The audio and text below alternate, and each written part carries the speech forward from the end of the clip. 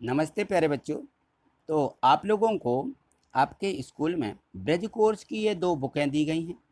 इन दोनों बुकों में हमारे सभी विषय दिए गए हैं।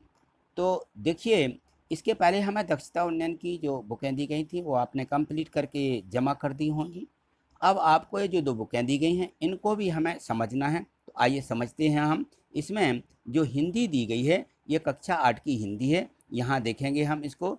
तो इसमें ये जो सत्र दिया गया है ये इसी सत्र 2022-23 के लिए इसमें दिया है खंड आ। तो खंड आ दिया गया है, हिंदी है तो आ, और इसके बाद में संस्कृत हिंदी अंग्रेजी दी गई है तो उसमें बा लिखा है, और संस्कृत में खंड सा दिया गया है। ये जो इसमें लर्निंग आउटकम्स आधारित सामग्री दी गई है, लर्निंग गैप सामग्री है, तो वो जो पिछली कक्षाओं में हमने पढ़ा है वही हमें थोड़ा सा उसका बताया गया है कि हमें जो हमने पढ़ा है उसमें से हमसे क्या क्या बनता है। तो उसी का थोड़ा सा दिया गया है, तो ये आपको कंप्लीट करना है। तो यहाँ देखिए, इसमें दिया गया है अलंकार परिचय। क्या दिया है? अलंकार परिचय। तो आपकी जो पिछली कक्षाएं थी उसमें आपने ये पढ़ा है पाठ 11। वात्सल्य के पद यानी सूरदास जी के जो पद दिए गए हैं वह इसमें दिया गया है। देखिए, इसको आपने अच्छे से पढ़ा होगा, समझा भी होगा कि मैया मोह दाऊ बहुत खिजायो। तो वो जो श्री कृष्ण रहते हैं अपनी माँ से कहते हैं कि माँ मुझे दाऊ बहुत चढ़ाते हैं, मोसों कहत मोल को लीनो और तोहे जसमत कब जायो। और कहते हैं कि तेरे को मोल लिया गया है, तेरी माँ ने नहीं जाया। यहाँ पे जो तेरी माँ है, कहा कहो यह ऋषि के मारे खेलन हो नहीं जात। तो कह रहे हैं कि मैं इसी के मारे खेलने नहीं जाता हूँ। और पुन पुन कहत कौन है माता को है तुम्हारो तात। और कहते तुम्हारा माता कौन है, पिता कौन है। और गोरे नंद यशोदा गोरी, भाई गोरे नंद जी हैं, यशोदा भी गोरी हैं, और तुम कत श्याम शरीर, तुम्हारा काला शरीर है। तारी दे दे हंसत ग्वाल सब सिखे देत बलबीर। और इस प्रकार से सभी हंस करके मुझे चढ़ाते रहते हैं। तो ये पूरा पाठ जो दिया गया था वो आपने अच्छे से पढ़ा है।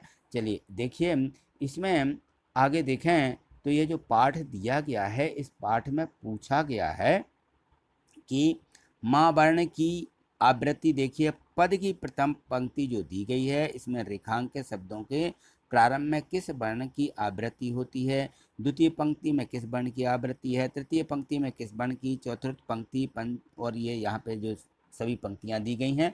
तो यहाँ देखें यदि हम, तो ये देखिए पहला जो पद दिया गया है मैया मोह दाऊ बहुत खिजायो। मैया यानी माँ आया, फिर मोही है ना। तो माँ माँ इसमें माँ वर्ण की आवृत्ति है। और जो हमारा इसमें पूछा गया है कि ये द्वितीय पद में कौन सी पंक्ति है, इसमें कौन सा, इसमें भी माँ आया है, माँ कहत मोल है ना, मौसों कहत मोल, माँ आया है इसमें। तो ये जो प्रथम पद लिए जाते हैं, प्रथम शब्द लिए जाते हैं, वही इनके वर्ण की आवृत्ति है। तीसरी पंक्ति में देखो, कहा कहो, इसमें का है, पुन पुन कहत पापा आया है, गुरु नंद यशोदा गोरी गागा आया है। तो इस प्रकार से इसमें जो पूछा गया है कि इनमें बताइए कि इस पंक्ति में किस वर्ण की आवृत्ति है।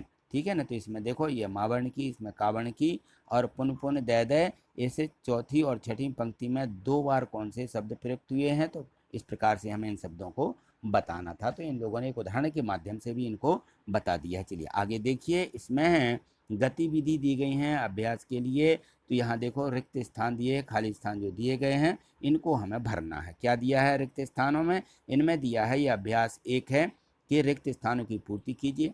काव्य की शोभा बढ़ाने वाले जो तत्व रहते हैं उनको क्या कहते हैं? वो अलंकार कहलाते हैं, उनको अलंकार कहते हैं। अलंकार का अर्थ है आभूषण। जैसे अलंकार जो शोभा बढ़ा लेते हैं, जैसे मान लीजिए आभूषण हैं तो आभूषणों से औरतों की शोभा बढ़ जाती है, औरतें आभूषण को पहन लेती हैं। ठीक है ना, वही चीज़ है। तो अल करोति इति ये अलंकार है। अलंकार के भेद बताइए, अलंकार कितने प्रकार के होते हैं? तो 2 प्रकार के, शब्दालंकार और अर्थालंकार। यहाँ देखो, चारू चंद की चंचल किरणें खेल रही थी जलथल में, ये जो कविता दी गई है इसमें है इन शब्दों के प्रारंभ पंक्ति में किस वर्ण की आवृत्ति, कौन सा वर्ण बार बार आया? तो यहाँ देखो चारू चंद और चंचल, चा की आवृत्ति हुई है। तो शब्दों के प्रारंभ में चा वर्ण की आवृत्ति यहाँ पे हुई है। तो ये हमें लिख देना। ठीक, आगे देखिए, तो यहाँ देखिए अभ्यास 2 दिया गया है, इसमें है काली घटा का घमंड घटा। ठीक है, तो यहाँ पे बिल्कुल सीधे सीधे सरल शब्द पूछे गए हैं। कविता में कौन सा शब्द 2 बार आया है, तो यहाँ हम लिख देंगे घटा शब्द 2 बार आया है। ठीक है, कनक कनक ते सौगनी, इससे मादकता अधिकाय, पंक्ति में कौन सा जो शब्द है वो 2 बार प्रयुक्त किया है, तो इस पंक्ति में कनक शब्द 2 बार प्रयुक्त हुआ है, कनक कनक। ठीक है ना। रहमन पानी राखिए पानी, बिन पानी सब सून, पानी गए न उबरे मोती मानस चून, ये जो रहमन कविता ये दी गई है। यहाँ पे देखें तो दोहे में रेखांकित शब्द का अर्थ मोती मानस और चून के लिए क्रमशः किस अर्थ में प्रयोग हुआ है, तो यहाँ देखें मोती के लिए चमक या आभा होती है, मानस के लिए मनुष्य कहते हैं, मान सम्मान भी होता है, चूने के लिए आटा या अस्तित्व, आटा या अस्तित्व जो चूना है इसका जो है यहाँ पे अर्थ का प्रयोग हुआ है। ठीक है, चलिए आगे देखिए। यहाँ देखिए प्रश्न 3 दिया गया है कि पीपर पात सरस मन डोला का क्या अर्थ है। इसका मतलब होता है पीपल के पत्ते के तरह या पीपर के पत्ते के समान मन का डोलना या अधीर होना।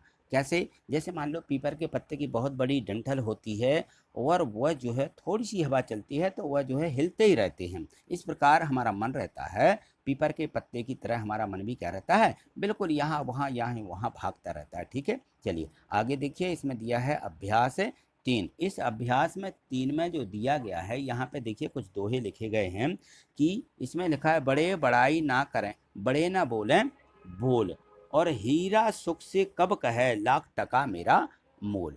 ये जो दिया गया है, ये जो यहाँ पे दोहा है, इससे का मतलब है कि बड़े बड़ाई ना करें, बड़े ना बोलें बोल। बड़े लोग रहते हैं जो वह जो है बड़ी बड़ी बातें नहीं करते हैं। जैसे हीरा रहता है यह कभी नहीं कहता कि मेरा 1 लाख का, या इस यहाँ लिखा ना लाख टका का मोल, 1 लाख का मेरा मोल है। ये रहीम कवि इन पंक्तियों को लिख रहे हैं या कह रहे हैं। और इसके बाद देखिए कबीर ने भी ये पंक्तियाँ लिखी हैं, करता था सो क्यों किया, करता था सो क्यों किया, अब कर क्यों पछताए, और कह रहे हैं कि अब करके क्यों पछता रहा है, क्यों, क्योंकि बोया पेड़ बबूल का आम कहाँ से खाए। तो इस प्रकार से ये जो है कबीर कह रहे हैं कि करता था सो क्यों किया, जो किया है आपने तो अब करके क्यों पछता रहा है, क्योंकि आपने जो बबूल का पेड़ बोया था तो उसमें आम कहाँ से हो जाएंगे, आम कहाँ से लग जाएंगे। ठीक, ये दोहा इन दोनों कवियों ने यहाँ पे लिखे हैं। ठीक, चलिए आगे देखिए। अब देखिए आपने दोनों दोहे पढ़ लिए हैं, तो यहाँ लिखा कि इन दोहों को पढ़ करके निम्नलिखित प्रश्नों के उत्तर दीजिए। बड़े लोग कौन सा काम नहीं करते हैं, तो बड़े लोग खुद की प्रशंसा नहीं करते और बड़े बड़े बोल भी नहीं बोलते हैं। ठीक है, कौन अपना मूल्य स्वयं कभी नहीं बताता, तो हीरा अपना मूल्य कभी नहीं बताता कि मेरा मूल्य या मेरी कीमत क्या है। रहीम जी के दोहे में शब्दों के प्रारंभ में किन वर्णों की आवृत्ति 2 या 2 से अधिक बार हुई है, तो यहाँ पे देखिए रहीम कवि के जो दोनों दोहे हैं उनमें बा वर्ण की आवृत्ति अधिक बार हुई है। बड़े ना बोले बोल, बाबा आया 2 बार, तो इस प्रकार से हमें इसको लिखना। चलिए आगे देखिए। यहाँ देखिए दिया गया है कि कबीर के अनुसार बबूल का पेड़ बोने से क्या खाने को नहीं मिल सकता है। ठीक है ना, तो यहाँ देखिए कबीर के अनुसार जो बबूल का पेड़ बोने से क्या खाने को नहीं मिलता, आम खाने को नहीं मिल सकता है। कोई व्यक्ति कब पछताता है, तो कोई भी जो व्यक्ति रहता है गलत या अनैतिक कार्य करने के बाद वह व्यक्ति पछताता है। ठीक है, चलिए यहाँ देखिए अभ्यास 4 दिया गया है, अभ्यास जो वर्कशीट है।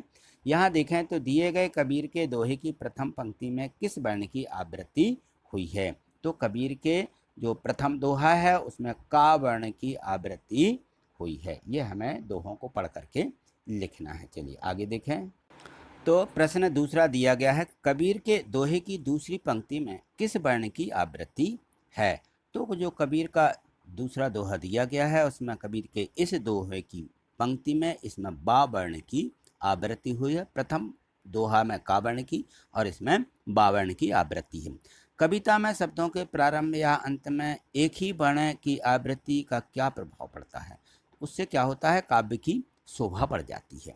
इन दोहों में कौन सा अलंकार है, तो इन जो 2 दोहे दिए गए हैं दोनों दोहों में अनुप्रास अलंकार है।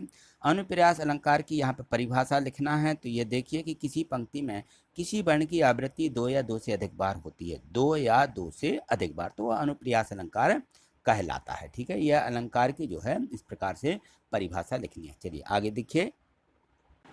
तो यहाँ दिया गया है मूल्यांकन की, जो हमने अभी तक पढ़ा है उसका मूल्यांकन। यहाँ पे अभ्यास है, गतिविधि भी दी गई हैं, अभ्यास भी है।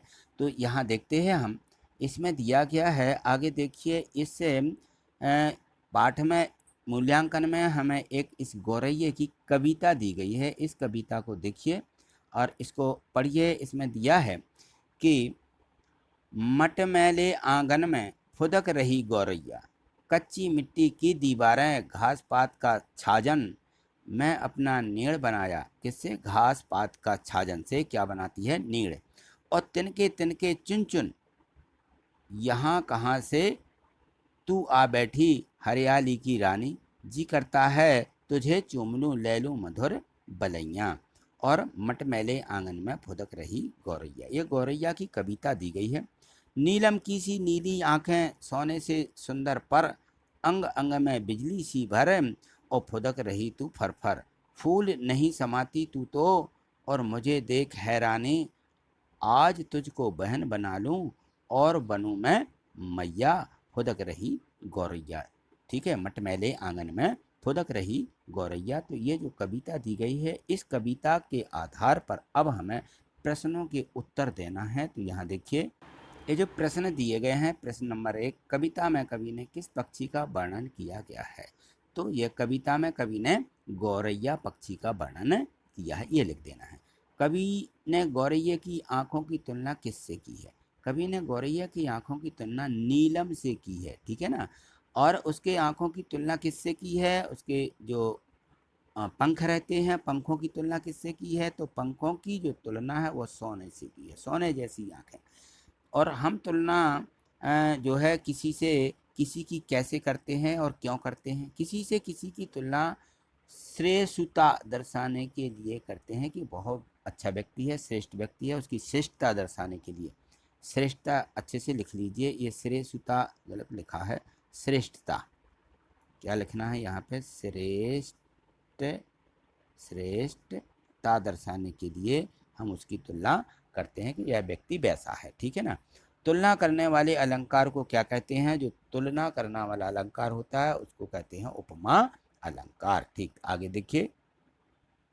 यहाँ देखिए प्रश्न 6 दिया गया है। इस प्रश्न 6 में है, इस कविता में पुनरुक्ति वाले शब्द छांटिए। जैसे कि इन्होंने कहा कि चुन चुन, ऐसे हमें इसमें के शब्द छांटना है।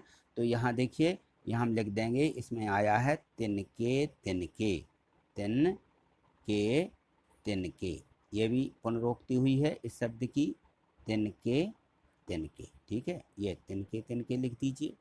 और क्या आया है? फर फर भी आया है, हर फर, फर फर।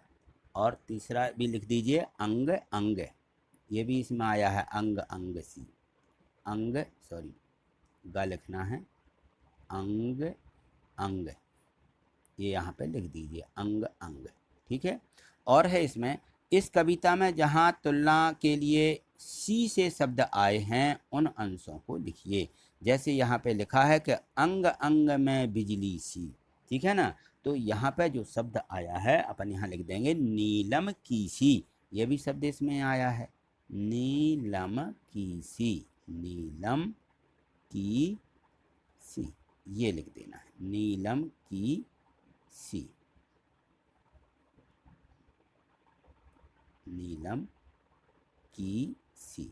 ठीक, ये यहाँ पे लिख देना है, नीलम की सी। बस, तो आज इतना ही। आगे के जो पाठ दिए गए हैं वो अगली वीडियो के माध्यम से देखेंगे।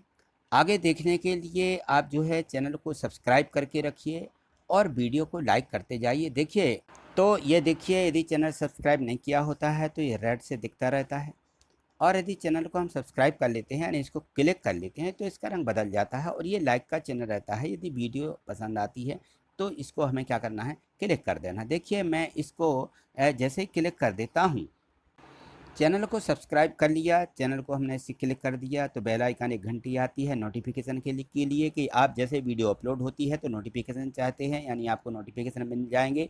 आपको सर्च करने की आवश्यकता नहीं रहेगी, आप किसी भी वीडियो में परेशान नहीं होंगे यदि आपने सब्सक्राइब करके बेल आइकन नोटिफिकेशन घंटी को भी प्रेस कर लिया, यानी उसको भी टच करके रख लिया है तो ठीक है ना। और वीडियो पसंद आती है तो लाइक करते आते हैं, तो ये इस प्रकार से लाइक का चिन्ह यहाँ पे दिया रहता है। ठीक है, थैंक यू, धन्यवाद।